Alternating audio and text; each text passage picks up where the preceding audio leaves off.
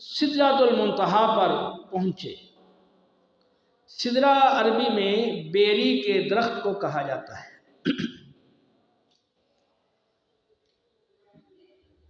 اسی حدیث میں تصریح ہے کہ سدرہ یعنی بیری کے اس درخت کے پھل یمن کے شہر ہجر کے مٹکوں جیسے بڑے بڑے، جیسے بڑا مٹکا ہوتا ہے ویسے تو بیر چھوٹا ہوتا ہے، تو بیری کا پھل وہ بیری ہوگا نا، تو اس کے پھل ہجر کے مٹکوں جیسے تھے اور پتے بڑے بڑے ہاتھی کے کانوں جیسے۔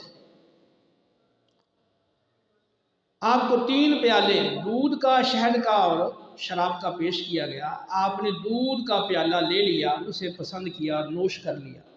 جبریل علیہ السلام نے کہا کہ آپ نے دودھ کو منتخب کیا، اس کی تعبیر یہ ہے